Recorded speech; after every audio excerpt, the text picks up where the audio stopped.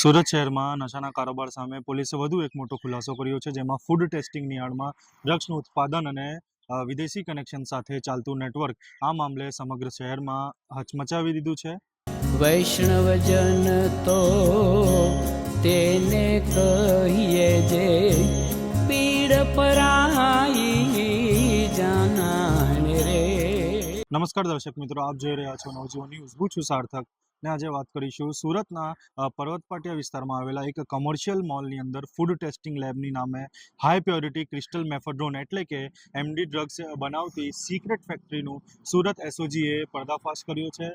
અને આ કેસમાં સૌથી ચોંકાવનારો ખુલાસો એ છે કે આ ડ્રગ્સ ફેક્ટરી જે છે તે લંડનમાં બેઠેલા માસ્ટર માઇન્ડના ઇશારે ચલાવવામાં આવી રહી હતી. અને આ સમગ્ર પ્રકારની શરૂઆત 1 જાન્યુઆરી 2026ના રોજ થઈ હતી, જ્યારે સુરત એસઓજીએ અમરોલીના છાપરાબાટા પાસેથી એક 21 વર્ષીય યુવક જેનું નામ જીલ હતું તેની પાસે 236 ગ્રામ એમડી ડ્રગ્સ સાથે તેને ઝડપી લીધું હતું. અને શરૂઆતમાં પોલીસે શંકા હતી કે ડ્રગ્સ જે છે તે બહારથી આવે છે, પરંતુ કડક પૂછપરછ દરમિયાન જીલે કબૂલાત કરી હતી કે પોલીસ માટે મોટી ચોંકાવનારી હતી, જ્યારે જીલે ખુલાસો કર્યો કે આ ડ્રગ્સ સુરત શહેરના અંદરથી જ આવે છે અને એક ખાનગી લેબોરેટરીમાં તૈયાર કરવામાં આવ્યું છે. અને આ કબૂલાત બાદ એસઓજીએ અલગ અલગ ટીમો બનાવી તપાસને હાથ ધર્યો હતો અને નેટવર્કના તાર શોધવા શરૂ કર્યું હતું. તપાસના તાર પર્વત પાટિયા વિસ્તારમાં આવેલી એક પોલારિસ શોપિંગ સેન્ટર સુધી પહોંચ્યું હતું. અહીંયા ફૂડ એન્ડ ફાર્મા એનાલિટિકલ લેબોરેટરીના નામે લેબોરેટરીમાં એસઓજીએ બાતમીના આધારે દરોડો પાડ્યો અને જ્યાં ખુલ્યું કે ફૂડ ટેસ્ટિંગના નામે ચાલતું આ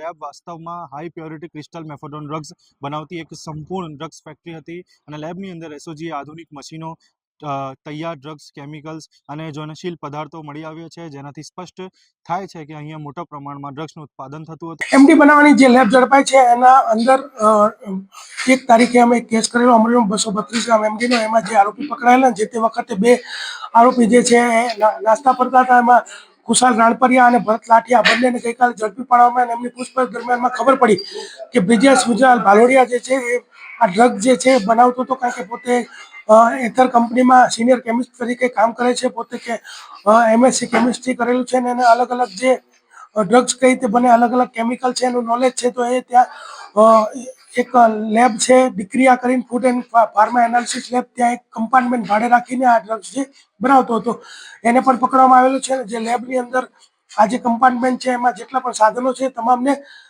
જે છે મુદ્દામાલની અંદર લેવામાં આવેલા છે. જે મુદ્દામાલ છે એની વિગત આ પ્રમાણે છે કે ત્યાંથી છે ફનેલ છે, ફ્લાસ્ક છે, પંપ, વેક્યુમ છે, ડિજિટલ વોચ છે, વજન કાંટો વગેરે મુદ્દામાલ જે છે જપ્ત કરવામાં આવે છે. જે અલગ અલગ કેમિકલ જે ત્યાંથી મળ્યા છે, કેમિકલના જે નામ આ રીતના છે કે ટોલ્યુન્સ કેમિકલ, પ્રોપિનોલ ક્લોરાઇડ, AlCl અને મિથાઇલ એમાઇન એવા અલગ અલગ કેમિકલ ત્યાંથી મળી આવી છે.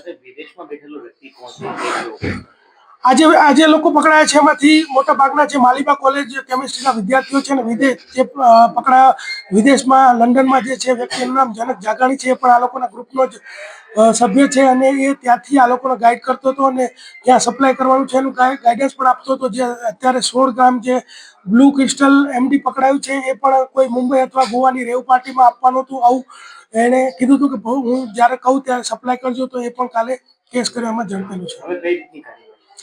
હવે એની ડીપમાં આ લોકોની પૂછપરછ કરવામાં આવશે, એના રિમાન્ડ લેવામાં આવશે તથા જે જનક જાગાણી છે જે લંડનમાં છે એની ઇન્ટરનેશનલ લો મુજબ કાર્યવાહી કરવામાં આવશે. અને આ દરોડામાં ડ્રગ્સ બનાવનાર સિનિયર ટેકનિશિયન સહિત કુલ 3 આરોપીની ધરપકડ થઈ છે. અને પોલીસ તપાસમાં વધુ આગળ મોટો ખુલાસો થઈ શકે કે આ સમગ્ર ડ્રગ્સ ફેક્ટરીના અસલી માસ્ટર માઇન્ડ જે જનક છે તે હાલ લંડનમાં બેઠો છે અને લંડનથી આ લેબ ફાઇનાન્શિયલી મદદ અને કેમિકલ્સની વ્યવસ્થા અને ડ્રગ્સ કઈ પ્રકારે ઉત્પાદ કરવું તે આખું બતાવતો હતો. અને વિદેશમાં બેઠેલા આરોપી સુરત શહેરના યુવાધનને નશાના રવાડે ચડાવવાનું કામ કરી રહ્યો હતો.